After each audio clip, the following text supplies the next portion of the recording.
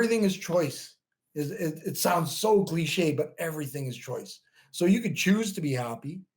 You can choose to be a success and enjoy what we have, or you can be a victim. It's up to you. Welcome to this week's Escape Your Limits podcast. Today, we sit down with a man whose story is a testament to the human spirit and resilience.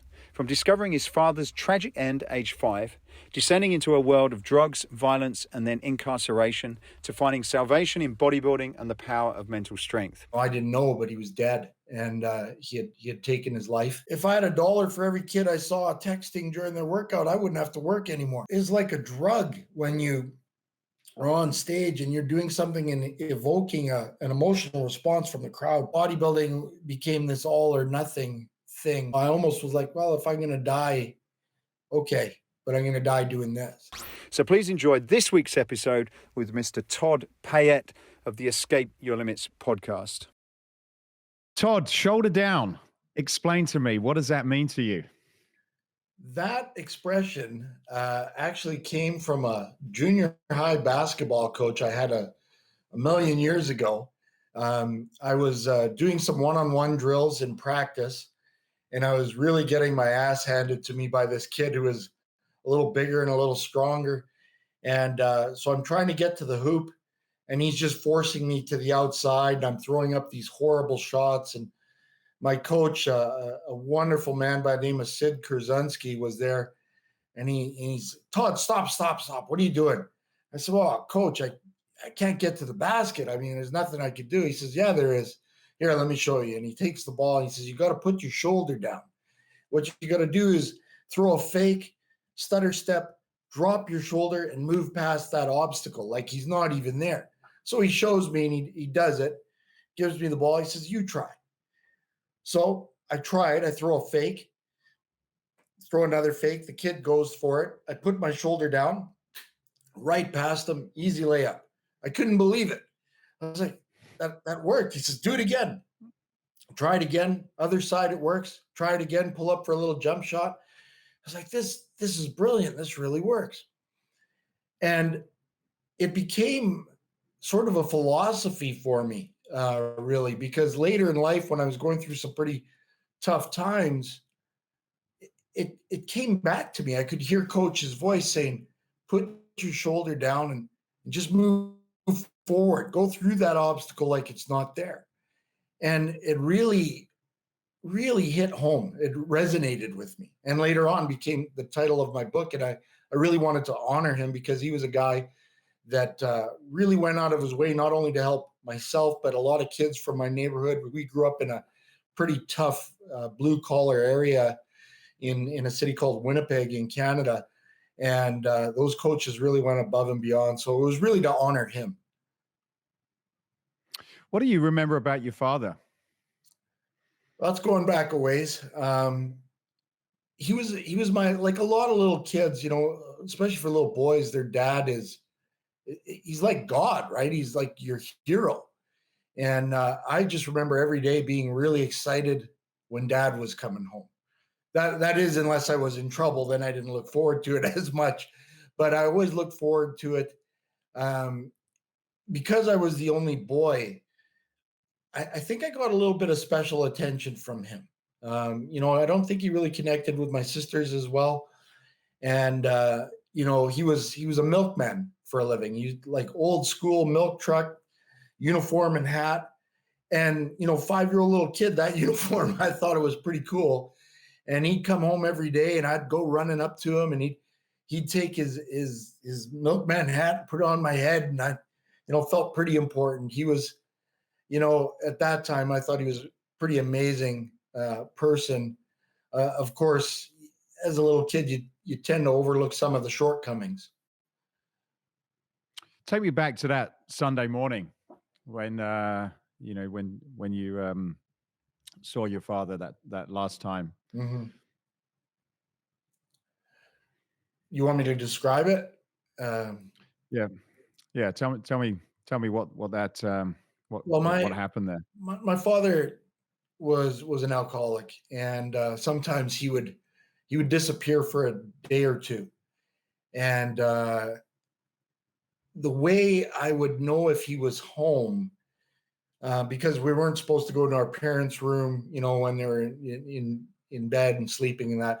So I was usually the first one up. So the way I would see if dad came home, especially on the weekend, because he, would disappear, I would go out to the garage. If the car was there, I knew he was home because my mother didn't drive. So this one Sunday morning, like many other Sundays, it was May. It was a beautiful morning. I remember. I got up and went out to the garage and opened the door. And I remember I was walking towards the garage. I could hear the car running, which was obviously unusual. And I opened the door, and you know, it's a memory I wish I didn't have, but it's a very clear memory. And there he was, slumped over in the seat with the car running, and he was out. And so I ran and I jumped on his lap, and I was sitting on his lap trying to wake him up. And I didn't know, but he was dead, and he had taken his life. And I was shaking him and calling him, and I remember the car was running. I was starting to get feeling not so good from the fumes, and I had seen him start the car, turn it off a million times. So I actually turned the car off, tried to keep waking him, shaking him, calling, dad, dad, daddy, dad. Wouldn't wake up. And then I just got this cold shiver. Like, instinctively I knew, this is something very bad. And I ran into the house, and I woke up my mother, and I said, Mom, Dad's in the car. He won't wake up. And I'd never, ever seen my mother move so fast in my life. She got up and she bolted. And the next thing I remember, there was fire trucks and ambulance, and they went in there, and it was too late. And boy, that was the pain I felt. I remember, I still think of this poor fellow that had to tell me that one of the paramedics or firefighters took me aside and said, "Son, I don't know how to tell you this, but I'm afraid your father is passed on. He's dead." And I remember screaming this primal, just god awful, ran into my room. And it's funny how certain memories really stick. And what I felt was this intense pain in my gut. It like hurt, physically hurt, and just crying and sobbing. And my mother coming into the room and trying to console me and saying, "Todd, you have to be the man now," which was a fair bit to ask of a 5-year-old kid that had just lost his father. But she was doing her best. She was thrust into this horrible situation. My younger sister was a toddler. My older sister was at church with a friend, so she wasn't there for it. And so she's just trying to, kind of talk me off the ledge, because I'm just howling in pain. And that was the last time I saw him.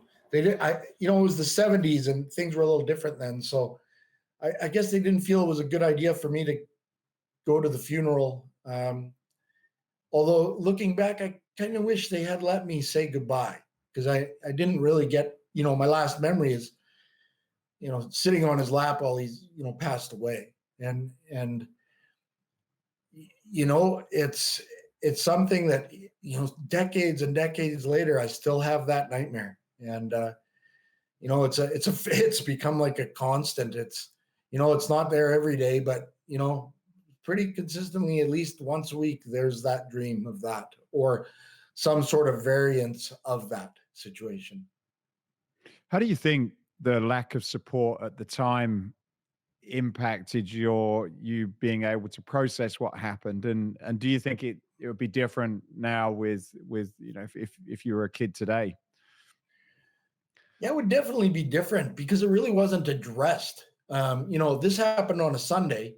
Monday morning, I'm in school, like nothing happened. And so I think anybody, child or adult, you come up with your own coping mechanisms.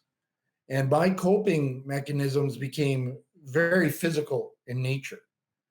I remember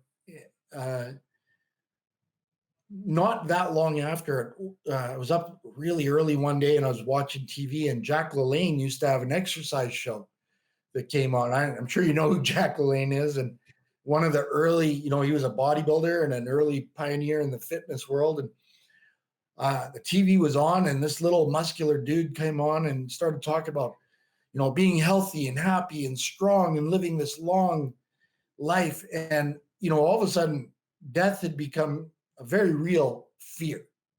I'd never, 5-year-old kid, you don't really much think of death. Well, I was confronted with it in such a way that I had no choice.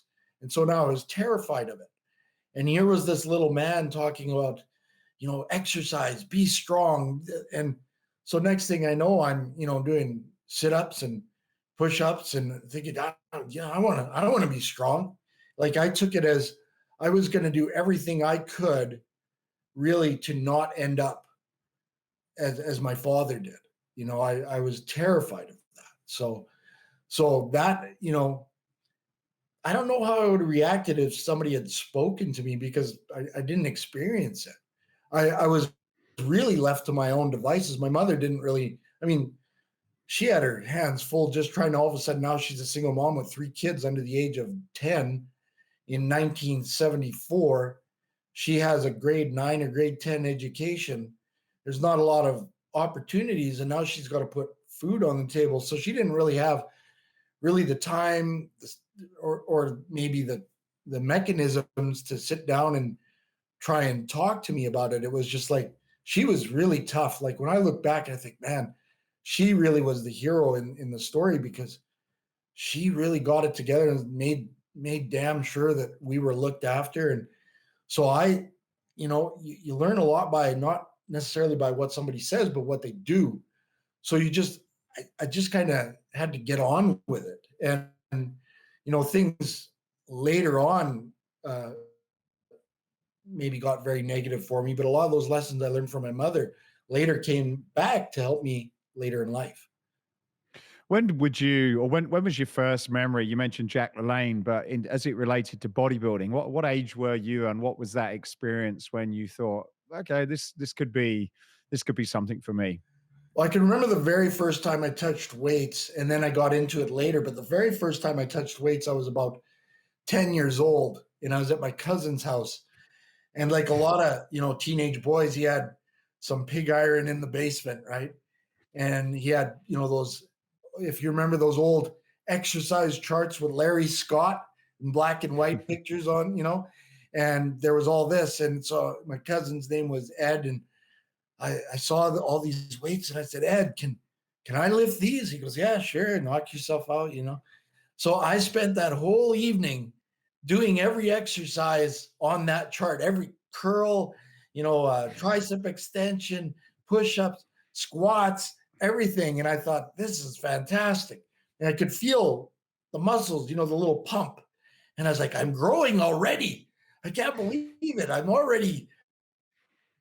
getting big, And the next day, I couldn't brush my teeth. I couldn't lift my hands.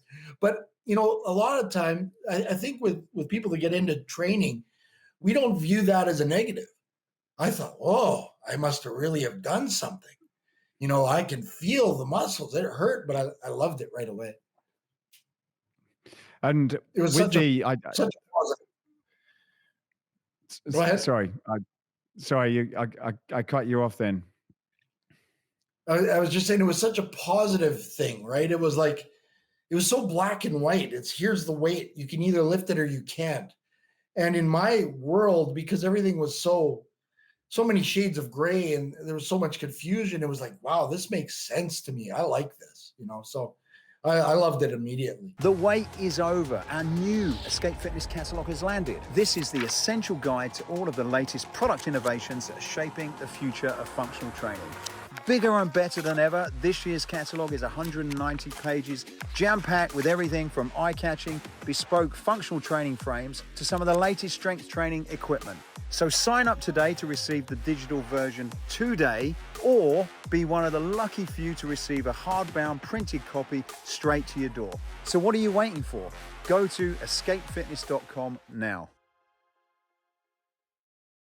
And where did you go from there? Because you telling the story gets me thinking back, because it was my cousin as well that had these weights, and then I remember working out in the garage, and then my first gym. So where did you go from your cousin's weights to you being able to do it a little bit more regularly?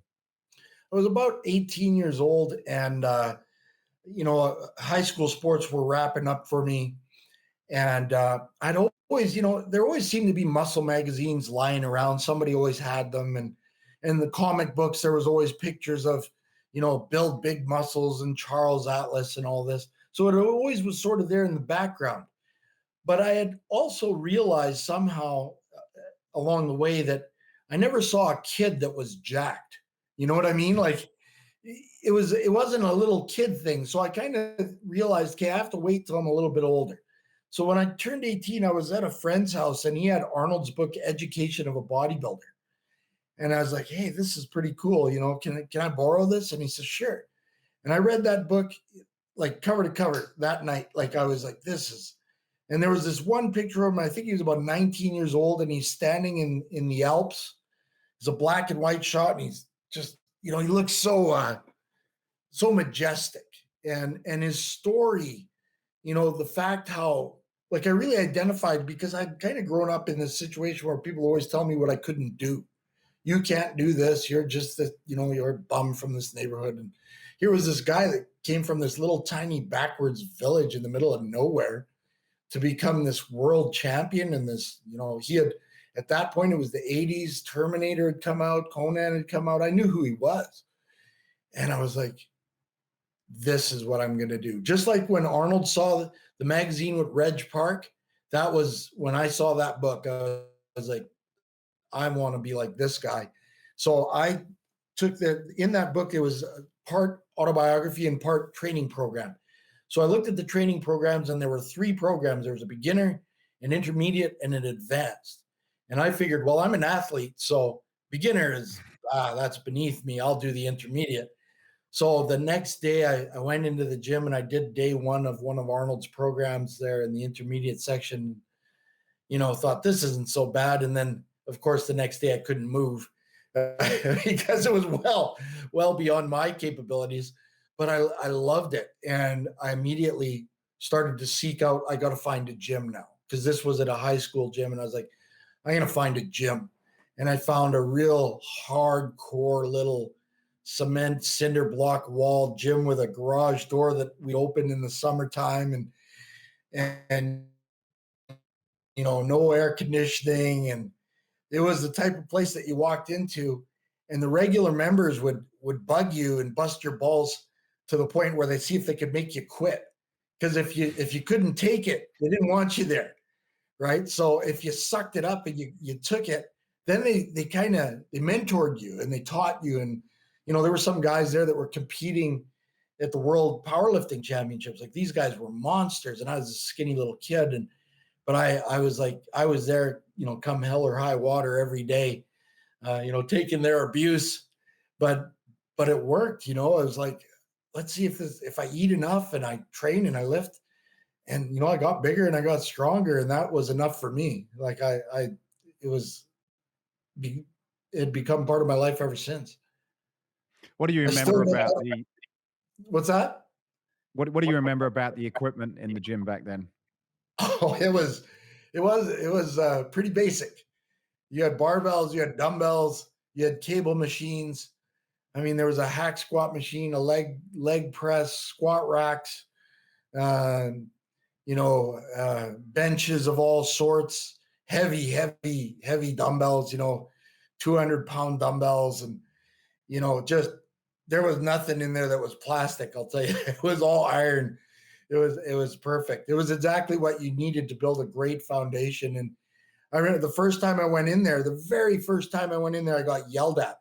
I walked in, I was the only guy there at that time. One of the guys there was one of the owners, and he was a fellow that was built like a bulldog. He was about 5'6" tall, but 5'6" wide. And this was in the 80s. He had this handlebar kind of mustache. He looked like an old time strongman, and he was a Canadian powerlifting champion. And so I went in there and I started to to do some squats. And I thought I was a pretty big deal because I could squat 2 plates. That's guy squatting over 600 pounds. And I'm squatting 2 plates, and all of a sudden I hear him yell at me, "What are you doing?" And I'm looking around thinking, who's he talking to? And I do a couple more reps, and he, cusses at me, "What the heck are you doing?" And I'm like, what? Who's he yelling at? And he comes, walking over. He says, "Rack that weight." And I rack it. And I look at him, and he said, "What are you doing?" And I was like, I'm squatting. "That's not a squat. Get out of the way." And he takes the 2 plates off, and he sits ass to the grass, right? Butt to the ground. And he says, "This is a squat." Now he's sitting there with the 225 on his back, having a conversation with me on the floor, right? This to me is a huge heavy weight. He's sitting there nonchalantly, basically telling me, he says, "You're going to train in my gym, you're going to squat proper. If you're going to do whatever that was, you can go elsewhere." And it was a hard lesson, but he taught me how to squat. He says, "Here, take a plate off and put it down to 135. He says, "Now you're going to squat, go all the way down." And I remember my legs hurt so bad after that, because like a lot of, young kids, I was finding the path of least resistance. Well, if I only squat halfway down, I could do more weight, right? But he's like, "No, you're going to lift in this gym, you're going to lift right." And that's how the guys work. They'd bust your balls, but you know what? You learned. You learned or you left. It was really that simple. Yeah. Yeah. So it reminds me, I had one of those sort of induction sessions with a guy, similar guy, but he was more of a bodybuilder, and said the same thing. He said, so you really want to do this, do you? And he took me and my cousin through I think we did 10 sets of squats, and it must have been a week before I could even sort of like sit down. Oh yeah. He just destroyed me, and but yeah, I think gyms were different back then, and it was it was quite hard. But once you'd gained a little bit of respect from the guys that thought, "Oh, okay, he's showing up, he's been here," then Yeah. you would get that help. But I was interested to know, so how did you, when you went into that place, how did you find your first training partner? Was that someone you took to the gym, or did you develop friends within there that you had to push you and progress what you were doing? Well, one day I was one of the youngest guys in the gym, and there was another guy about my age, and we always seemed to be training about the same time, and we were kind of opposites. Like I had my legs and my arms developed pretty easily, but my back really didn't develop easily. My chest didn't develop that easily. And he was the opposite. He had this big back and this big chest. He had no arms and no legs. So one day I jokingly said to him, I said, "Hey, Paul, if we combined our physiques, we'd have a hell of a body." And he kind of laughed. And I said, "Maybe we should train together, because you're strong where I'm weak and vice versa. So we're going to push each other." And one of the things Arnold really talked about was the importance of a training partner and that energy, to push one another, because generally, as a rule, you're not both going to be down. One of you is going to be up. So if one of you is up, you're going to take the guy that's down and you're going to elevate him, and vice versa. And it was much more fun and very competitive. And we used to bet, like, because we were young and we were trying to grow, we used to go to this all-you-could-eat buffet after, and we would always have these bets. Loser had to buy lunch. So uh, it made it that much more interesting, because not only did you not want to lose, but you didn't want to buy lunch either. So it was great. Like, we really pushed each other back and forth, and we had both become disciples of the movie Pumping Iron, and I'm pretty sure we drove everybody nuts in the gym, because we would be quoting that movie. "Come on, Franco, let's get serious." We'd do the whole thing. "Come on, squeeze when you get to the top. Come on," already, fooling around. And we would do this the whole time, but it made it fun, and we'd push really hard. How did you find, as you evolved through your training and bodybuilding competitions, how did you were you able to stay with that partner, or were there times where you needed to find someone to push you to a different level, or where maybe your partner weren't there when you were? I know the reason I ask is I went and had a number of training partners through my life. And when you're young, you're single and you want to train, but then you get into relationships and people disappear. And then you've kind of got this, I had this period where I was sort of on my own for a little bit and needing that support and had to go out and find another person, which wasn't easy to do. So what was your experience with training partners? It was exactly that. My training partner, got involved in regular people life. He got married and, he just kind of disappeared. And, once I got more and more into it and the more serious I got, there weren't coaches at that time. So what I would do is I would find like the biggest, strongest, most built person in the gym. And I would, I was kind of like that cartoon, when you had the big bulldog and the little dog chasing the big one. Hey, Spike, how'd you get so big and strong, Spike? That was me.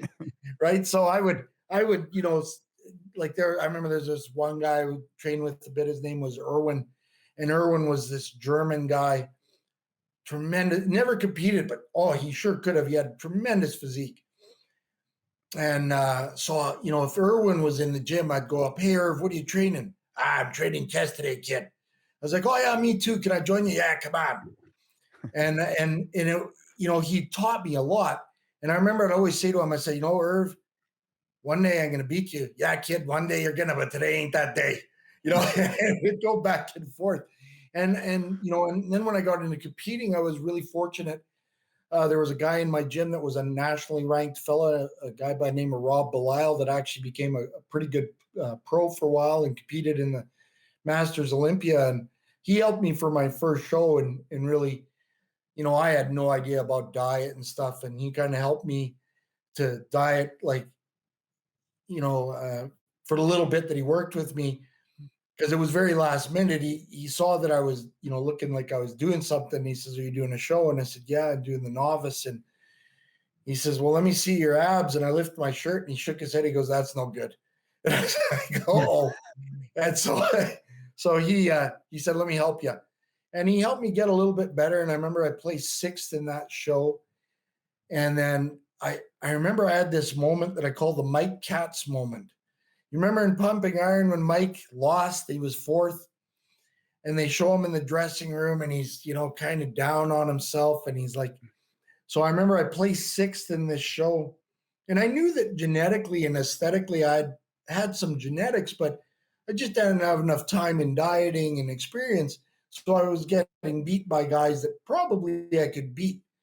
And I went down to the changing area and I was leaning over the sink and I looked in the mirror and I went, oh God, I'm Mike Katz. I don't want to be Mike Katz. I want to be Arnold. Right. So right then and there, I went and I found Rob and I said, Rob, I want to do this serious. I want to train all year, diet properly, and let's see what we can do. And so Rob helped me that, put on some muscle and how to eat properly for competition and taught me how to pose. And, the next year I went in that show and I beat every person that had beat me the year before.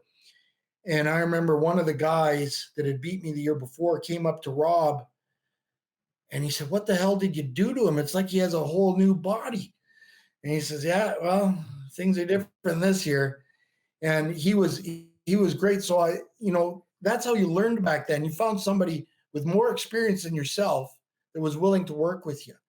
And so I was really fortunate to be around some guys that I learned an awful lot from. I think it's interesting, isn't it? Because I very, very similar story myself, and always there was the biggest guy in the gym. And I remember when I first went there, me and my training partner always used to talk about, oh, one day we'll train. This guy was called Richard. One day we'll train with Richard. And like you ended up training with him, but you used to, although you didn't have to pay any money, because I didn't have any money to pay anyone really, but you had to really show commitment and work hard and try and encourage them to even do a couple of sets with you. So yeah. I think by that way, you really, there was no sort of free rides. It was like, if you want to do it, you're going to have to work just to be able to learn this information, because you didn't have any internet. You didn't, outside of the magazines and that sort of stuff. That was really all that was available to you, Absolutely. And I mean, there was this pride thing. It was often, if you were training with somebody more advanced, it was like, oh, let's see if I can make the kid throw up, like and that happened more than once. It's like, oh, you think you're working, now you're going to work. And you'd go throw up and you'd come back and they go, okay, let's do another set. And that's something that, I look back on and that's a fond memory for me. And which sounds strange, but you don't see that so much with young people today. I mean, I'm in the gym, and if I had $1 for every kid I saw texting during their workout, I wouldn't have to work anymore. It's a different environment altogether.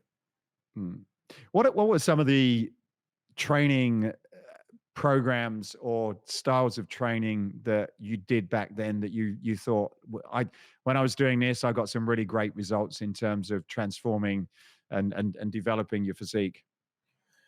Well, when you start, you can do pretty much anything. If you have any genetics, you're going to respond, right? So I started off doing the really high volume, kind of Arnold style 20, 25 sets per body part and just train forever. But I found that I capped out pretty quick on that, and you start overtraining. I remember I wasn't even that old and I was starting to have problems with my shoulders and my lower back. And it was just because there was just so much. And I started, hearing the rumblings of Dorian Yates. And what he was doing made sense to me. I was like, yeah, it's, the Menser teachings. And then I read Arthur Jones stuff, and Arthur Jones was a little bit more severe and Menser same, but Dorian had, I thought, a more sensible approach. Like you warmed up, you got the muscle ready, and then you went all out, and then you rest, and then the muscle grows. And I found that when I did that and I backed off, I grew an awful lot more, and my strength went up a fair bit. My joints felt better. And to this day, I really preach quality of work over quantity of work. And, maybe I'm not quite as high intensity as Dorian. I like to employ a lot of, drop sets and supersets and giant sets, but it still comes down to intensity, right? So my workouts, people will say, oh, you're probably in the gym hours a day. If I'm in there an hour, that's a long day. And that's only because it's legs and it takes a while to warm them up, right? Like if I'm doing a heavy hack squat, I'm not going to throw 4 or 5 plates on there for set 2. I'm like an old car. I run real well, but I got to warm up. So, I'll warm up, but once I get to that working set, it's all out and then it's done. Right. And I found that actually is really effective. And not only for myself, but I've helped others with that technique, and, people get great results from it. You told us a little bit about your first competition where you came 6th. What was the first event where you actually won, and what was that experience like? It was the same show the next year. And I remember being at the registration and the weigh-in. And I went to weigh in, and then you go through the line and you get your competitor number, and you sign your forms and you pay your money and all that stuff. And Rob was there, the guy that was helping me. And I got back to him and he was laughing.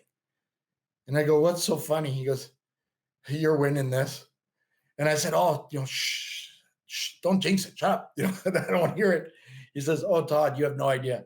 And I said, what do you mean? He says, well, when you took your tracksuit off, because I was the first to register in my category, he says, everybody took about 2 steps back. He said, nobody wanted to stand anywhere close to you. It was perfect. He says, you're going to win this. And I was like, Rob, don't jinx it, right? And then I remember going out on stage, nervous, like I was the year before. And they called the first pose. And I remember I hit my pose last out of my category. And when I hit it, there was this response from the audience. I was like, whoa. And I thought, that can't be for me. And I'll try that again, right? And then front lat spread. So I let everybody pose, and then I hit mine. Same thing. Whoa! And I'm like, "Oh, this is going much better than than last year." And it was just such this rush. You could see people taking pictures and cheering, and posing actually came fairly easy to me. And Rob, the guy that taught me, was a brilliant poser. So I had this really nice routine, very slow and classic and beautiful. And it is like a drug when you are on stage and you're doing something and evoking an emotional response from the crowd. It was like night and day, from going from feeling like Mike Katz to feeling like Arnold. And I, I got off that stage and I won that show and I won Best Poser. And it was a great memory for me. I was in love. I was like, oh, I got to do a lot more of this. It was great. Yeah. What was the track you went out to? What you went out on? Oh, it was a Lenny Kravitz song. Oh shoot, I can't remember the name, but it was a slower Lenny Kravitz song. And the reason I chose it, Rob had some great advice. He says, play to the women. And I said, why is that? He says, women make noise. Guys won't make as much noise. If you get the women, it's much better. And so it was it Let Love Rule or something? I don't know. But so it was this slow Lenny Kravitz song, and I could hear the women, yelling and screaming. I was like, this is fantastic. One year I actually I did a show very last minute. I wasn't going to do the show. I actually had somebody in the show. I was training them, and I was at the registration, and guys were coming up to me. I was preparing for another show. So I was in halfway decent shape, and they're going, are you in this? I was like, no. Oh, good. And then another guy come up to me and says, Todd, are you competing? No. Oh, good. After about the fifth guy, I was like, oh, I'm going to see if I could go in this. So I went and I said, can I still register? And they go, yeah. And I remember I had a recording by Marvin Gaye. I had it spliced for the other competition, the song Let's Get It On, very slow, right. Very sexy. So they start, and everybody knows those first three notes of that song. That's very, it's almost like porno music. So I'm standing there, kind of like Statue of David, and the first three notes start, and I just kind of went like this slowly down my butt, and that was it. The place went nuts. And I always remember that. I always play to the women. It's just much better rather than stomp around and. Oh yeah. Oh, you right. Yeah. That's great. Yeah, That's great. Yeah, it was fun.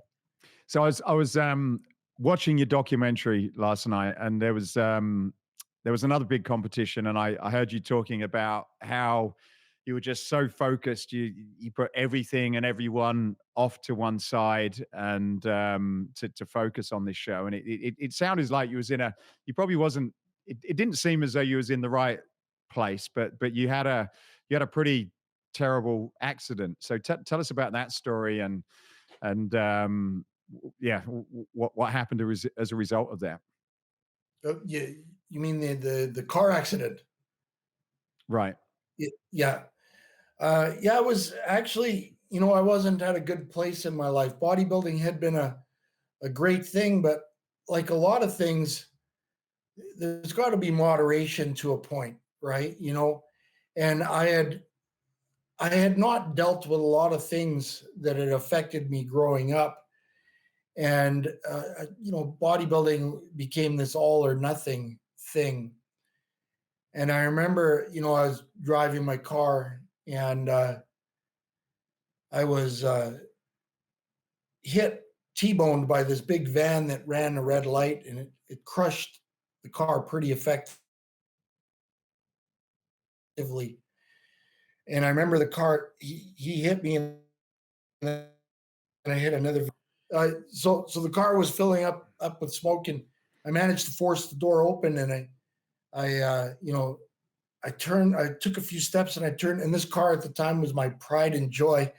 I turned around and I look, and looks like an accordion, like it's just squashed. And I thought, oh, somebody's going to pay. So I see this van that had hit me down the road, and I started walking towards it. and then everything just went black, and I just went boom. And I woke up in a vehicle. Some people had pulled me off the road, and they'd called an ambulance. And then I remember sort of in and out of consciousness in this ambulance, and they're trying to, keep me awake. They're talking to me, and they're saying, you look like you do some training. And I said, oh yeah, I'm competing at the Canadian Championships in about 10 days. And they said, oh, is that right? And I said, yeah. And I said, well, let's just get you looked after. And they brought me to the hospital, and they have me on a brace and a neck brace. And they said, we're going to, do some x-rays and see how bad you're hurt. And I remember the doctor came in, and he said to me, he says, we're going to take your neck brace off. Do not help us in any way. And we're going to fit you with a stronger one. We really don't want you to move. Whatever you do, don't move. I'm like, okay, I'm in pain, but I'm not really thinking much of it. And they put this neck brace on me, this heavy duty one. And the doctor says, well, we've x-rayed you, and it looks like your neck is broken. And I remember just like disbelief. I was like, what did you just say to me? He said, it looks like your neck is broken. So we really don't want you to move, because if you move the wrong way, you may not be able to move anymore. I was like, okay. And I remember lying there and feeling a tear run down my side of my face as all of a sudden the gravity of the situation hit me. So we're going to do some more tests on you and look at you a little closer. And luckily, upon further testing, they're like, your neck isn't broken, it's damaged, and your discs are damaged, and you're taking a pretty bad knock on the head, but your neck isn't broken, but you're going to have to be careful for a while. And I said, well, I'm competing in like 10 days. And the doctor says, no, you're not.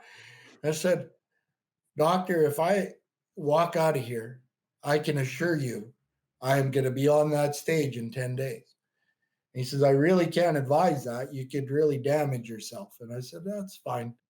And sure enough, I was on that stage in 10 days. Sometimes if I could do it all over again, I wouldn't have done it. I wouldn't do it now. But at that time, it was like the only thing I had in my life was that. Bodybuilding had become this all, encompassing obsession, which wasn't healthy. Like how I view bodybuilding and competing now versus then, it's like two different worlds. But then it was like, I almost was like, well, if I'm going to die, okay, but I'm going to die doing this.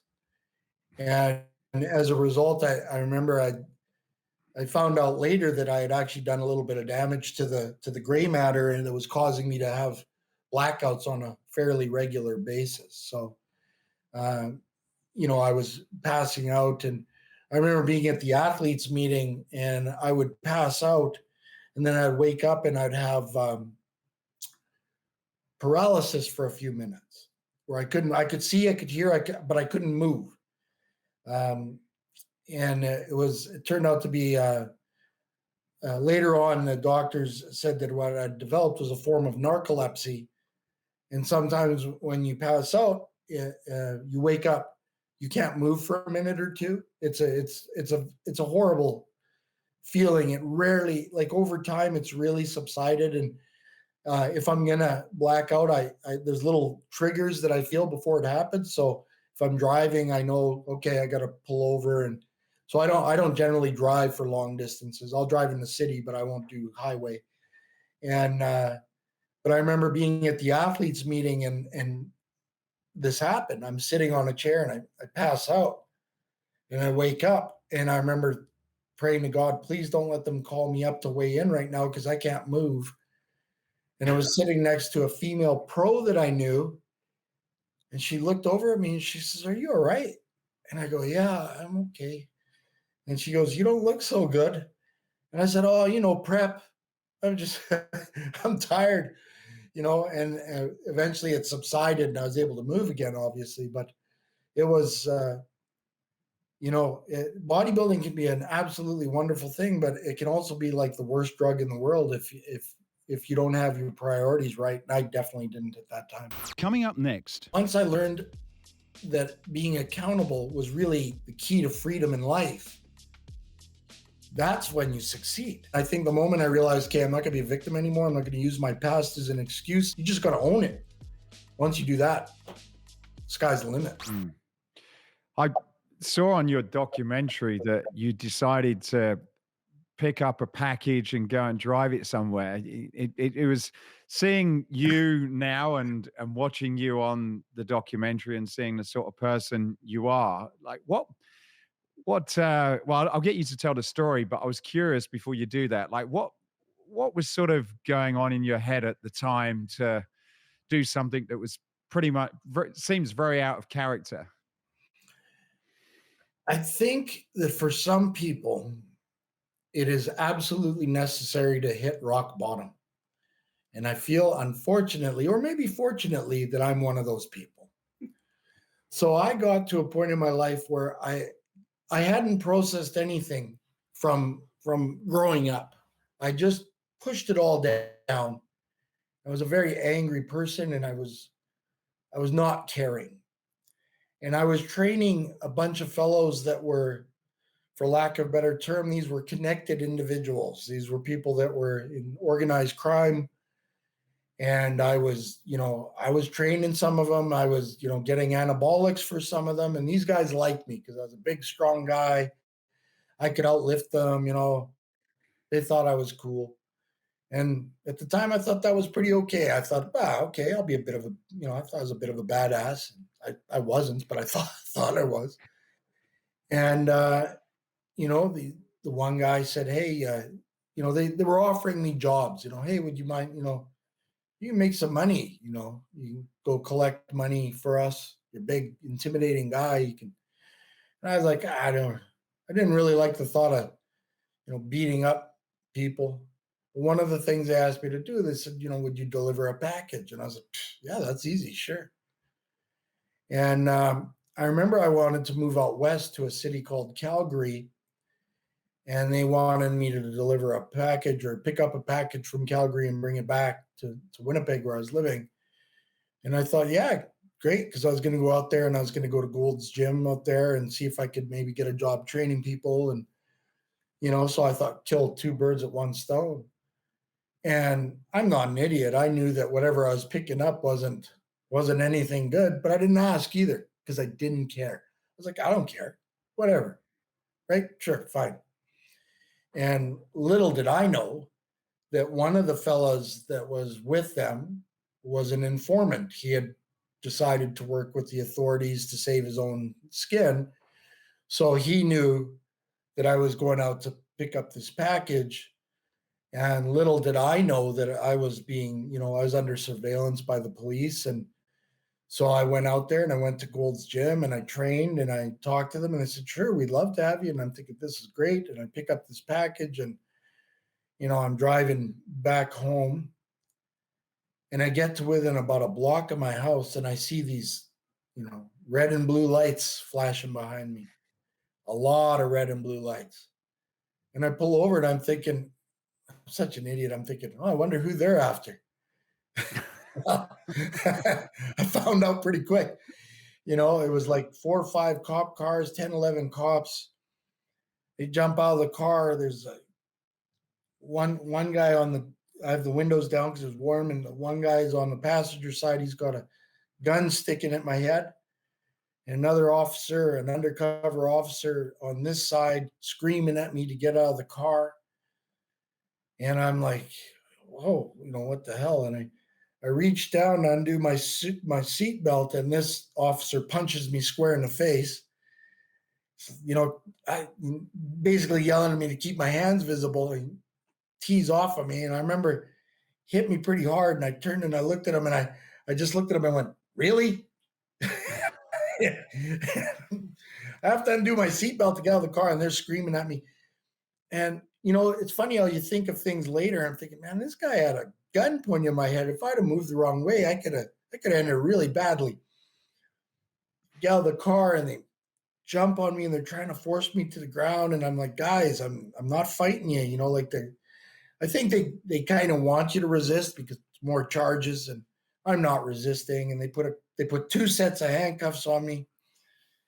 They throw me in the back of the police car, and one officer gets in the front and he says, "What's in the package?" I said, "You know what? I really couldn't tell you." And he looks at me and he goes, "Well, I bet it ain't cookie dough." And I started laughing. And I said, "I bet you're right. I bet it ain't cookie dough." Well, it wasn't cookie dough. It was about $40,000 or $50,000 worth of meth, crystal meth. And so that was a one-way ticket right to jail. And that, I'll tell you, that's, you have a real big decision to make at that point. And until you've had your freedom taken away, and I'm sitting in that little jail cell thinking, wow. And the worst part of it was I knew a lot of the guys that were correctional officers because they all worked out. So I knew a lot of them from the gym. They're coming up to me and they're like, "What are you doing here?" And I had to tell them, you know, and they're like, "Todd, what are you, come on." It was out of character, absolutely. But I was at a point in my life where I didn't care. I just didn't care. And then I had to decide, okay, you know, do I do I do I roll over and die now, or do I do something? And eventually I decided I better do something.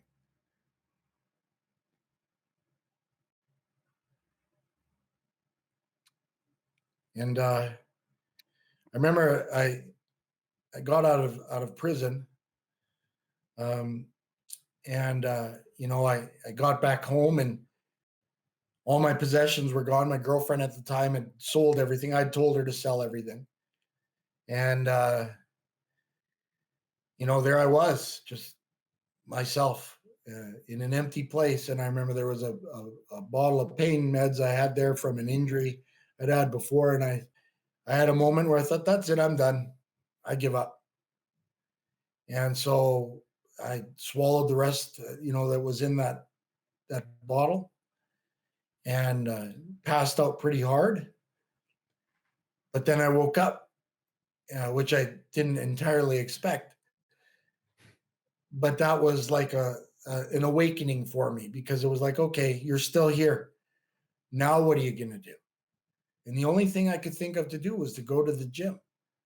So I did, because I thought this is the only place where things make sense.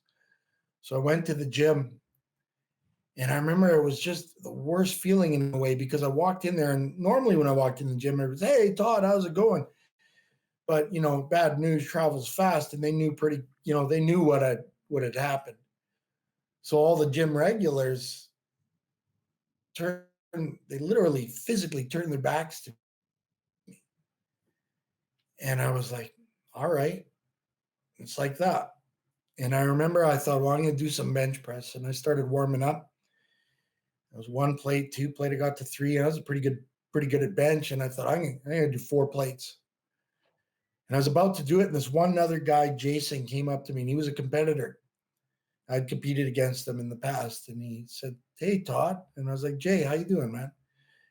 He goes, "Man, I heard some bad things." And I said, "Yeah, I bet you did." And he says, "Are you all right?" And I said, "Yeah." He says, "What happened?" I said, "Well, those bad things you heard about, probably a lot of it is true." I said, "But right now I'm going to bench this 4 plates. And you know what? I'm okay. You know what? I'm going to take this for a ride. And, so things can't be that bad." And I remember I got under the bar and pumped out some reps and had a little moment of clarity. And then from that point on, it was like, okay, how do we rebuild a life? And then really the biggest lesson, like, and I try to help others with this, that bad things are going to happen in our lives. What happened to me as a kid, not my fault. Terrible. Nothing I could do about it. but I do control how I react, right? And for a long time, I used what happened as a kid to not care as an excuse for bad behavior. And I realized I need to be accountable. And once I learned that being accountable was really the key to freedom in life, that's when you succeed. So that was a big reason why I wrote the book, because I thought I'm not going to hide from my mistakes. I'm going to talk about it. I'm going to put it out there, and maybe it'll help some other people. And also, then I'm being accountable, and people cannot weaponize my past against me, because here it is. Hey, I heard you did this, this, and this. Yeah, it's all in the book. You can read all about it. You know what? Yeah, I did some really horrible things. So the bad things that happen, okay. But what I do with it, that's up to me. That's on me. So I think we live in a society where we're used to being victims. We're making bad choices, but it's not our fault because this horrible thing happened. Well, horrible things are going to happen to everybody. So you can either take those horrible things and use them and learn from them and grow and be a better, stronger person, or you can be a victim. And I think the moment I realized, okay, I'm not going to be a victim anymore, I'm not going to use my past as an excuse. I want to be a good human being and try to help others that have maybe made some bad choices. And so that's kind of what my journey is now, is really, can I, I compete and I do this, but I don't kid myself. I'm not curing brain cancer here. I'm putting on some man panties and getting on stage and flexing my muscles, right? It is what it is. If that inspires people, fantastic. But I'm more than happy to have a laugh at myself too. But to teach people, hey, you know what? No matter what has happened, you can move past it and you can do great things. You just got to own it. Once you do that, sky's the limit. You were banned from your passion as well, which was competing. What Mhm. was that like, and how did you manage to convince them to allow you to compete again? That was, at the time, I thought the worst thing in the world, but it was absolutely the best, because I was not being accountable, right? Because I was saying, hey, well, like, I hadn't been convicted yet. I, hey, like, I should be allowed to compete. What does this have to do with that? They're two separate things. So I wasn't, but the reality was, hey, if I hadn't have done it, I wouldn't have been banned. So it was on me. But I was trying to pass it off that it wasn't my fault. And so, I fought it. I was like, no, this is horrible. Like, this isn't fair. But in fact, it was actually fair. And it was, several years went by, and I'd kind of given up on competing. And I'd moved into a different province, and the governing body for this other province of Saskatchewan decided to give me a shot and said, you know what? Uh, you've paid your dues. You went to prison. You got out of prison. You've served your sentence, and you know what? Let's give you a shot. So they reinstated me, and I remember thinking, can I still do this? Like, it had been a number of years, and so I just said, well, let's give it a go. And so I trained and died, and I went into a show and I won it. I was like, hey, maybe I can still do this. And then I trained and went into another show, won that, won another one. And but it was different. It wasn't about anymore, that this was my entirety or my whole identity. It was something that I enjoyed doing, and I loved the challenge of it and seeing how far I could push myself. But it was also, an opportunity to say to others, look, yeah, I lost everything, but look, I'm succeeding now, because it was literally like the universe said to me, when you own it, you're going to get a shot, but until you own it, you're not. So as long as I kept saying, this isn't my fault, I should be allowed, they never let me compete. And then one day it was like, you know what, this was my fault. I shouldn't be allowed to compete. Okay, now you can compete. And that's how it worked. And I was of course very grateful. Hmm. What would the advice that you would give now to your 16-year-old self, do you think? Oof.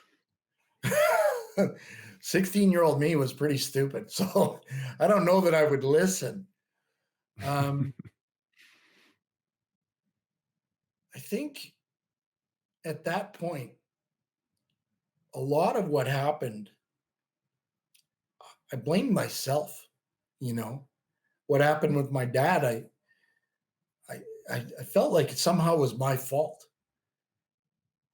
And I think I would tell the 16-year-old me, like, that had nothing to do with you. That was his problem. He was an addict. He had his own issues that didn't, it wasn't your fault, kid. Like, you know what? You can do great things. Forgive yourself because it ate me up, you know? And I just I really at that time it really affected me. You know, I had so little self-worth. And I think that would be it. It would just be like, you know what? This wasn't about you, you know? Because you know, when you're a kid, everything is about you, right? And I think that was, would have been the best advice to say, hey, this has nothing to do with you.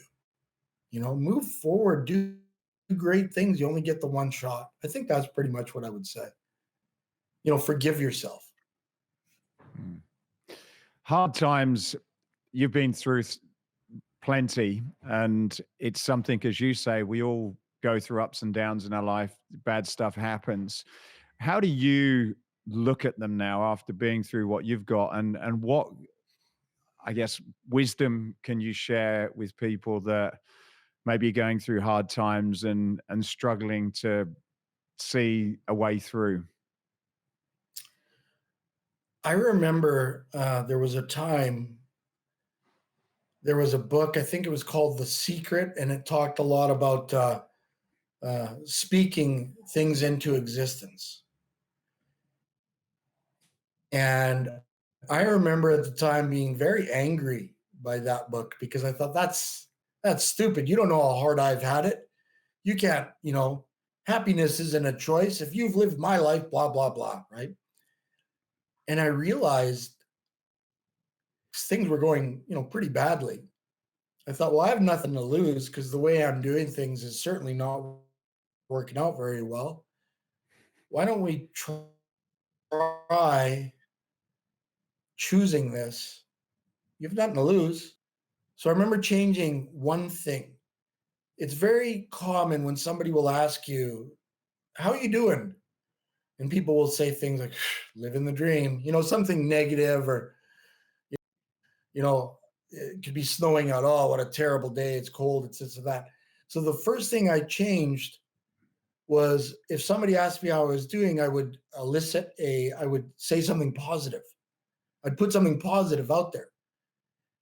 And damn it, unbelievable what I got back, So somebody would say, hey, how you doing? I'm doing awesome. And it was like, wow, I actually feel better saying that. And the other person felt good. And it was like this self-fulfilling prophecy, right? Because I became grateful. I'm here, I'm alive. This is fantastic. And I started viewing things, obstacles, as something that could be a positive. Just like I said, with shoulder down, like Coach said, put your shoulder down and move forward. When you move forward through an obstacle and you achieve success, it's like this huge trophy, really. It's like a reward. It's like they say, anything worth having is usually going to have some challenges associated with it. It's going to be difficult. So instead of viewing everything as this is terrible, this is bad, it was, hey, this is okay. Things are good. I'm actually, my mother used to do this thing after my dad died. I'd be upset a lot at night I'd have nightmares and I'd cry, and she would come to my room, and it's one of my fondest memories of her. She would say, "Todd, things aren't so bad," and she'd point out things that I had. Like I had those little Matchbox cars. I had this little suitcase full of them. It was like a little briefcase in each spot for a car, and I had all this collection of cars. And she'd say, "Look at all those great cars you have. That's fantastic." And yeah, that's pretty good. And you got this giant, I had this giant stuffed frog that I called Kermit. I was really original. And she goes, "And you got Kermit?" I go, "Yeah, that's true. I got Kermit," right? And she pointed out all these positive things. And it's so funny that, something that she did when I was a little kid, later on, I realized that's what she was teaching me, was to look at what you have. And once you do that, like you said, Todd, you've been through some horrible things. Okay, yeah, maybe. But I guarantee there are people that have been through way worse and have come out with way better attitudes than I ever did. You ever meet somebody that's come from a war-torn country and lost family members and seen horrific things, and they're like, "I'm so happy to be here. I have a job now. I have a wife. I have kids. I have a family. Things are great." That person's been through hell, right? So, I tend to look at things now as like prepping for shows. People prep for shows and they bitch and they moan and, "Oh, this is hard. I'm tired," and blah, blah, blah, blah, blah. Hey, I have the opportunity to compete. I'm almost 55 years old and I can still do this. This is great. Nobody's forcing me to do this. I'm choosing it. So yeah, sometimes, my better half, Deanne, will say to me, "You all right?" And I go, "Yeah, I'm just tired." And you're allowed to be tired. And, maybe I'll be a little bit of a jerk for a little bit. And I go, "Babe, I'm sorry. I'm just so exhausted." And we laugh because it's, things aren't bad. Things are great. And I have a lot of clients that I work with, and sometimes they'll start spouting off negativity, and so they'll throw something negative at me, and I'll turn it around and throw it back at them positive, and makes them feel better, makes me feel better. Everything is choice. It sounds so cliche, but everything is choice. So you could choose to be happy, you can choose to be a success and enjoy what we have, or you can be a victim. It's up to you. How has your training evolved from what you used to do when you was in your 20s and 30s to being an over 50s athlete now? Well, I put the ego to bed a long time ago.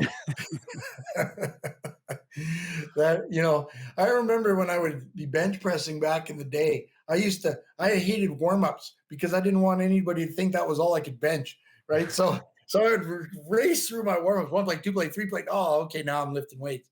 And now I might do like 6 sets with a plate. And I can still, go heavy on a good day. I'll still go up to 3, 4 plates aside, but that's the stars, the sun and the moon have perfectly aligned and everything is beautiful. But I really learned that the muscle does not care how much you lift. The muscle cares how hard you work. And that can be achieved any number of ways. You don't have to bench 400 pounds. Like sometimes I might do a drop set where I'll just load up the bar with a plate and a whole bunch of 10s and 5s, rep out as many reps as I can, strip a little plate off, rep out again, strip it off, and it's about getting blood in that muscle, making that muscle work really, really, really hard. And that was something I sort of discovered as I was getting older. I was watching the guys that were a little bit older than me, and they were starting to drop like flies, right? Because of injuries and stuff. Their bodies were falling apart because they never backed off the heavy, heavy stuff. And I was like, well, you know what? You don't actually have to deadlift or squat, right? Or maybe not the same as what you used to effectively build legs. Like the muscles in your quadriceps and hamstrings don't go, "Oh, there's a bar on my back, so I'm going to grow." They only know how hard they're being worked. And I mean, I've made guys throw up, doing leg extensions. So like, it doesn't have to be crazy. Like you check the ego and work the muscle. Leave the ego alone. Just work hard. That was the most important thing. And I think that is why at my age, I can still do what I do, and I have relatively few problems physically. Like sometimes things ache a little bit, but I'm just, if they are, I don't do things that make it ache worse. Like if my shoulders are bad, I'm not going to press. Maybe I'll do flies that day or whatever else. Or, so that was the biggest thing, because a lot of the guys I saw, they were never able to check the ego at the door. And then they got to a point where it's like, now they can't do anything. Now you can't train at all. And I don't like that thought at all. Like whether or not I compete doesn't enter into it. I love training. I still get excited, get a good pump, and it's like, oh man, I feel like Arnold. This is great. So that was, I think, the biggest lesson. That's where my training has changed the most. It's not always about, hey, I got to squat 500 pounds. What about diet? As certainly as you get older, it's not quite as easy to burn fat as what it was when you're younger. And when you're competing, you're having to reduce that fat to the absolute minimal. So not necessarily for someone who wants to go on stage, but if you want to maintain pretty good lean shape as you get older, what are some of the lessons and tips that you would give around general diet and food? Moderation. Everything in moderation. I mean, it's okay to enjoy your food and have the occasional this or that. One thing as a competitor that I've learned is when I was younger, I would balloon up in the off season. And then I started to notice with the older competitors, if they ballooned up, they diet down, their body started to look like a melted candle because the skin wouldn't come back. You'd get everything drooping and hanging. And I was like, well, I have no interest in that. Not to mention, when I take my body weight over 250, 260, couldn't breathe, didn't sleep well, terrible sleep apnea, didn't look good, didn't feel good. So no matter who I'm advising or working with, it's like, yeah, you can have your cake and eat it too. But if the majority of what you're doing is healthy, you're going to be just fine. Right. And also pick foods that you're actually like. So if I have a client and they say, well, I really cannot stomach seafood. Well, I'm not going to put seafood on their food plan because it's a recipe for failure. They say, well, I like red meat. Okay, well, let's work with some lean red meat. Let's do that. Or I don't like rice, but I like sweet potatoes. Okay, well, we can do that. There's ways, right? You don't have to live like a monk, especially nowadays. There's so many products out there, lower sugar sauces and stuff you can use, spices you can use. I mean, when you started training and I started training, most protein powders were pretty awful. And protein bars, if they tasted good, they were full of sugar. Now there's actual like protein bars that are actually, pretty good. I actually like them and I prefer them over a real chocolate bar. But even then, a real chocolate bar here and there isn't going to kill you. It's all about, using some common sense. The big one that I find that people really struggle with is alcohol. Alcohol does so much damage. Like I had this one client, she was doing everything right. And she's like, oh, I just can't tighten up. And I never thought to ask because she didn't strike me as the type of person that drank. And then it hit me one day and I said to her, by any chance, do you drink alcohol? She goes, oh, yeah. I go, how often? She goes, every day. I go, oh, yeah. She'll have a few glasses of wine every day. And I said, okay, well, just bear with me. For 4 weeks, do you think you could do without? And it really was a challenge for her because if she would have said, well, no, I can't do without, then she'd be admitting maybe she has a problem. So she took it on and she said, okay, I'll try it. She lost 20 pounds just by that. Food was the same. Training was the same. We just took out the wine and she dropped 20 pounds.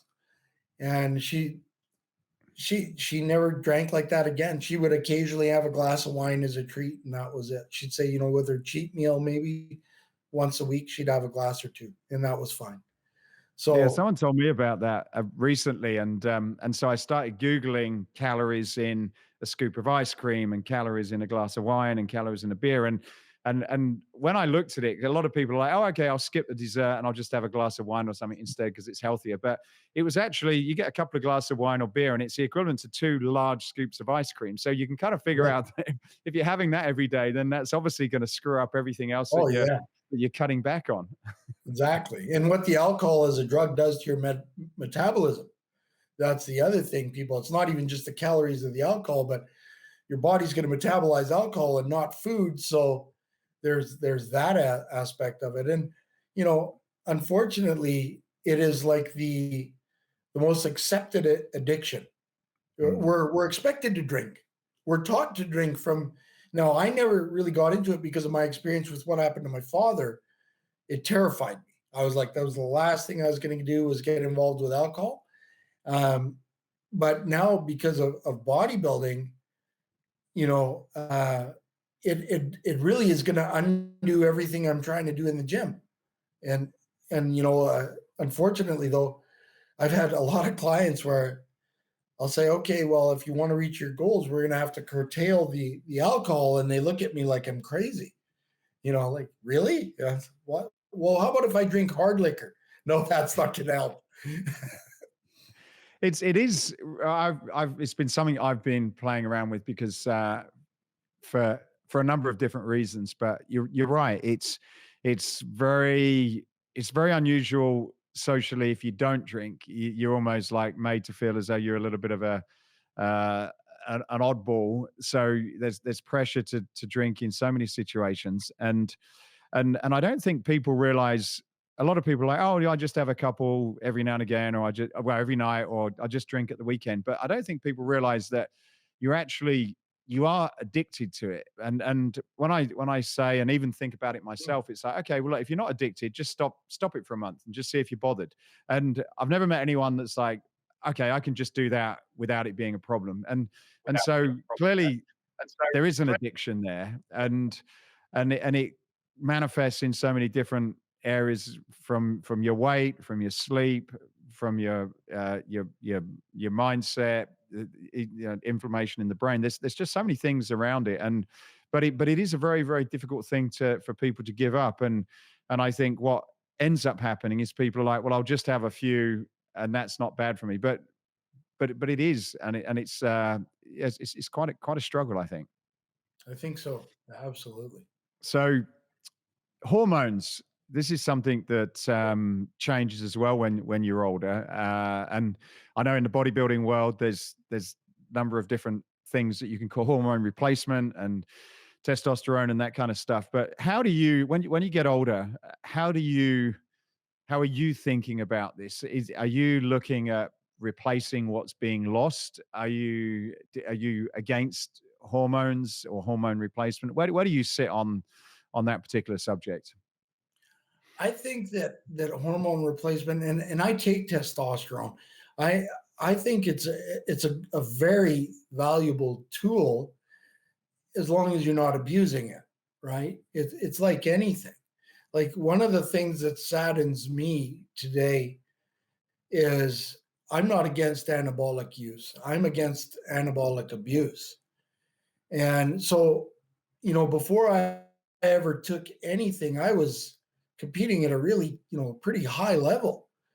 Because back in the day, we were all, you didn't go down that road. You built up a physique, and you ate and you trained and you tried to maximize what you had naturally.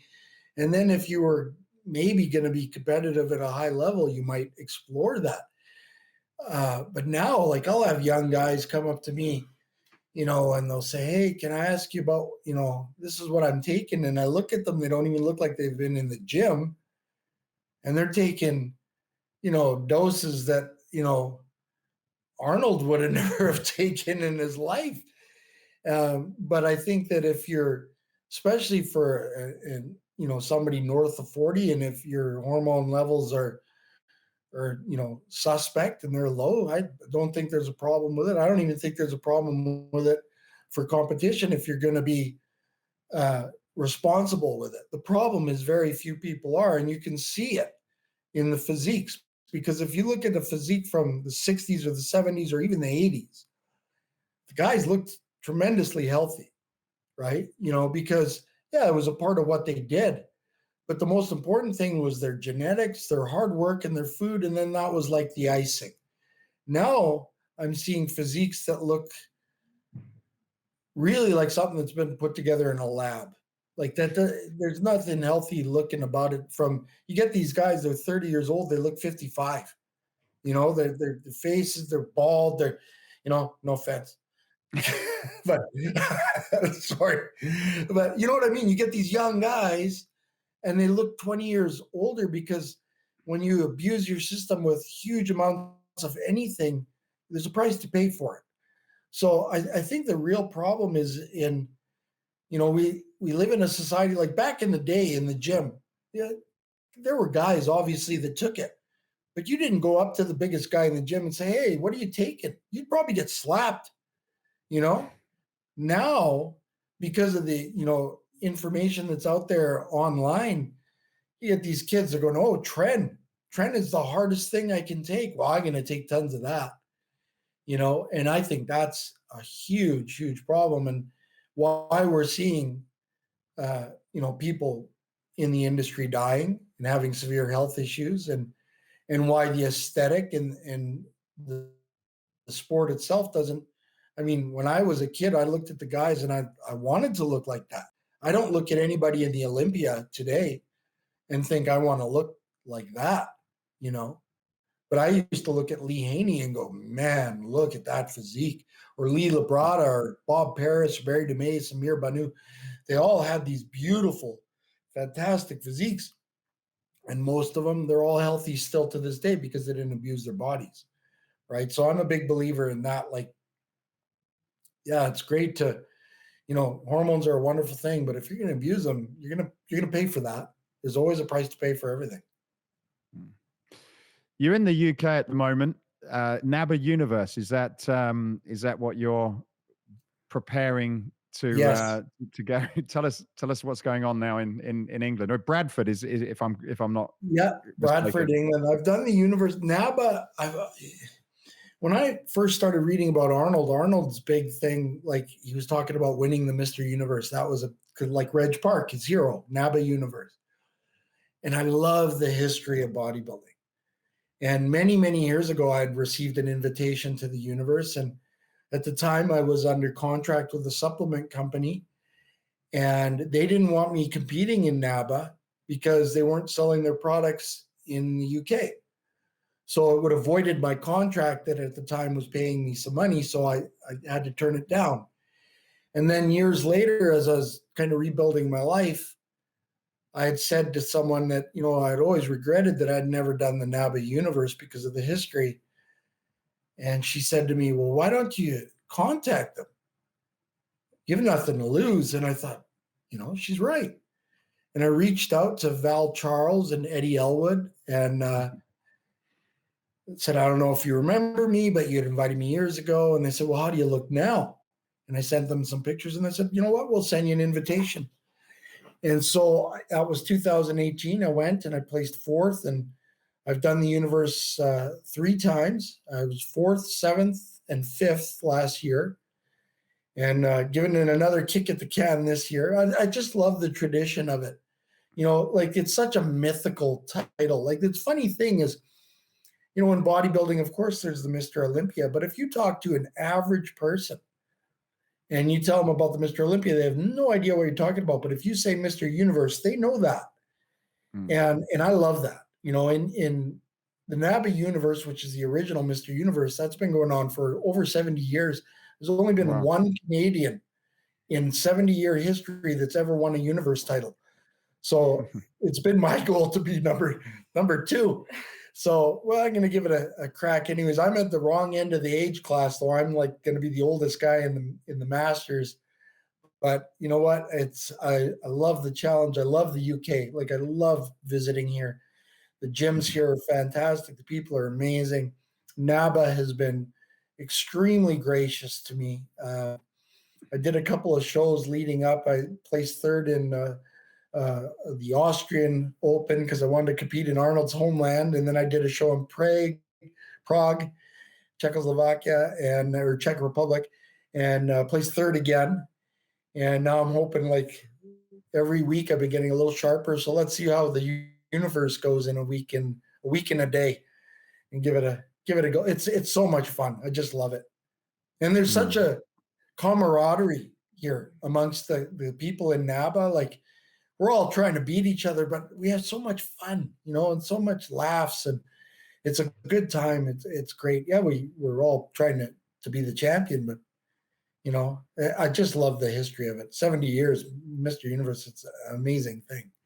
Well, you've certainly set yourself a number of goals over the years. Where are you now in your life, and what are some of the goals that you've yet to take on that you have on your list of things to do? Well, one of the things that I've been speaking to my publisher about, I want to write a second book, and that's actually pretty important to me. Online, I do this thing called story time. And story time is I will just write about any number of subjects. Some of them have to do with bodybuilding, and a lot of them have to do with overcoming obstacles or just humorous things that happen in the world of bodybuilding, because bodybuilding's pretty ridiculous. And I've gotten tremendous response from people. I get messages every day from folks saying, wow, I really needed to hear that today. That was really inspiring. Or, I've had a similar situation and we have a good laugh.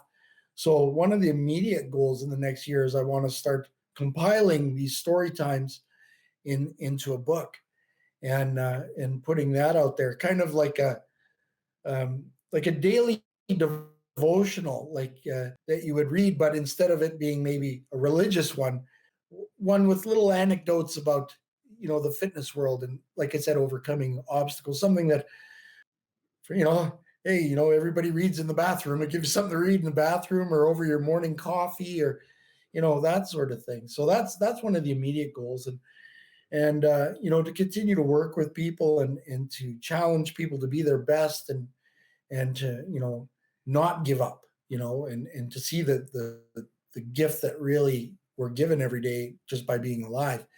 So there's that. And I keep saying, well, one of these days I'm going to have to stop competing, but I don't know, the body's holding up, so I'm going to still have some fun with it. I'm going to do the universe, and then the plan is to go back to Austria for the World Championships in June.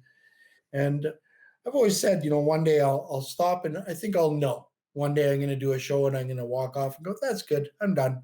I'll always train because I just love to train. But, competing right now, I'm still having a laugh and a good time. And, I'd love to win the universe, but it's not even about winning. It's about the whole experience. The win would be beautiful, but if I've given it all I can do, that's all I can do. I mean, winning is really a matter of opinion, right? It's judges, it's subjective. So, and they don't take bribes. I've tried. That's right. Well, I've got one more question for you, Todd. Just before that, tell us a little bit about your book and where you can find that, and you've also got a documentary as well, which is pretty interesting. Yeah, the best place to find the book is actually on Amazon, and it's available all over the world. It's called Shoulder Down, and it really is about overcoming obstacles and about making mistakes and moving forward. But there's also a lot of humor in the book and some laughs, and a good look at the inside world of bodybuilding and some of the stuff that really goes on. And then my publisher actually has a film company, and I approached them about, hey, maybe we should do a documentary. So we did a documentary sort of based on the book, and it follows my journey to winning a Canadian championship a couple of years ago. And that's available in Canada on a streaming service called Tubi, Tubi. And it's also available on Amazon as well. And it's also available on YouTube. So if you just put in Shoulder Down Road to Redemption on YouTube, it'll come up and you can watch the whole thing. And it's actually been, starting to get some traction, and the book's starting to do, okay as well. So, I appreciate anybody that wants to support that and give it a read. Yeah, the book's had some great reviews, by the way. I was reading those as well last night, and so it seems you resonate with a lot of people. Yeah, I think it's, to me, the biggest compliment is people will reach out to me all the time, and they'll message me and say, hey, I just got your book, and it really spoke to me, because there's a lot of subjects that I touch on that a lot of people go through. A lot of people grow up with, alcoholism in the household, or homelessness, or, maybe they've been incarcerated, they've made mistakes, or they've gotten into the fitness world, but there's a lot of things that speak to people. So when somebody reaches out to me and said, hey, your book really, touched my heart, that to me that's the biggest compliment ever. Like, I just love that. That's a great thing. Well, my final question for you, Todd, is Escape Your Limits is about escaping what you've believed is impossible and gone on to make possible. What would be one of your memorable examples of escaping your own personal limits? Oh, there's probably a few. You know what? I'm going to tell a little story, and it is a story about lifting weights, but it really applies to life. I was fairly new to training. I wasn't in it very long, and I remember I wanted to be able to bench press 2 plates, 225, because that's what the big guys did, right? At least 225. And so I would bench press, 185. I'd do 205. I'd do 210. I'd do 215. But I wouldn't do 225. It scared me. And then, one day it just looked so much, the 2 big plates. I couldn't possibly imagine. And one day I was going to bench, and there was this guy in the gym, Danny Tarabalka, his name was, and he was a power lifter. And he was just this great guy. And I was starting to bench, and he says, what are you doing? And I said, oh, I'm going to bench. He goes, yeah, well, today you're going to do 2 plates. And I'm like, He goes, yeah, you are. And I was like, I couldn't believe that it would be possible. He says, you're doing it today. So I'm warming up, and I do a plate and a half, 205. And then he takes the 225s and he puts them on, or the 245-pound plates on each side. He goes, you're going to do this. I said, Danny, I can't do it. And he says, you're going to do it.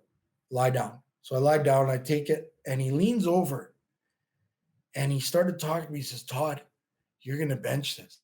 Not only are you going to bench it, you're going to take that weight off. You're going to feel it. You're going to control it on the way down. It's going to touch your chest. And not only are you going to bench it, you're going to throw it right through the ceiling. You're going to throw it right through the roof. It doesn't weigh in. And he just got into my head. You're going to do it. You're going to. So I take it off, just like you said. I bring it down slow. Bang, it goes up. I couldn't believe it. Goes, do it again. Down again. Bang, goes up. I do 3 reps. I rack it. I was in shock. He goes, see, told you. And what that taught me was the only thing holding me back was me, was my fear, right?